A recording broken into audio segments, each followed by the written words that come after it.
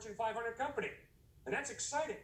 But why trouble over what's going to happen 100 years later? Why not live today and tomorrow?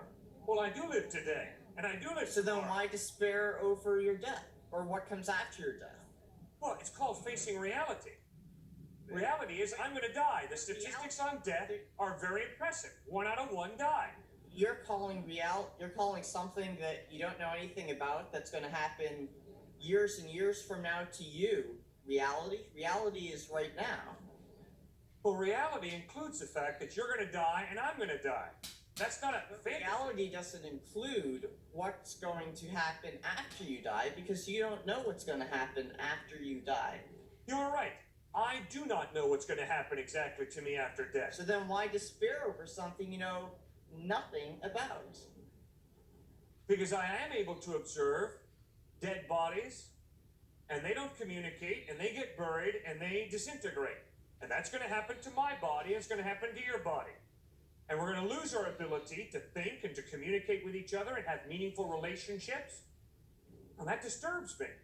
I mean, I enjoy talking with you. Well, if you're dead or I'm dead, we're not doing any more talking.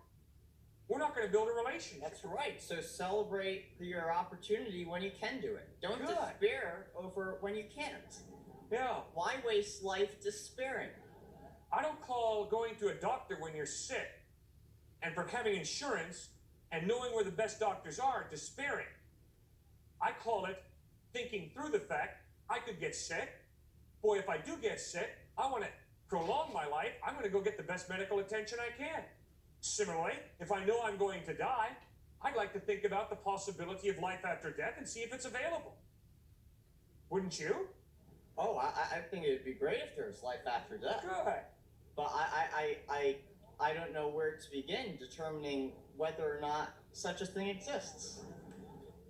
Well, obviously, in order for there to be life after death, there has to be a supernatural God. Obviously, life after death implies the supernatural. So I think it would behoove you to start by asking, is there any evidence, solid evidence, that points to the existence of some type of supernatural God? Then, if you are able to move from atheism or agnosticism to theism, then the next question is, well, is this supernatural God interested in giving me life after death? Obviously, that's where Jesus Christ enters the picture. Christ insists, yes, God is keenly interested in giving you eternal life. Well, is he just blowing smoke? He might be. So then you got to be a skeptic and ask yourself, what's the evidence that supports the trustworthiness of Jesus? And when you explore his life, teachings, death, and most importantly, his resurrection from the dead, there is weighty historical evidence that he's reliable, he's trustworthy. And when he promises life after death to all those who put their faith in him, he just isn't blowing smoke. He's in touch with reality because of his resurrection from the dead. I mean, it's very simple.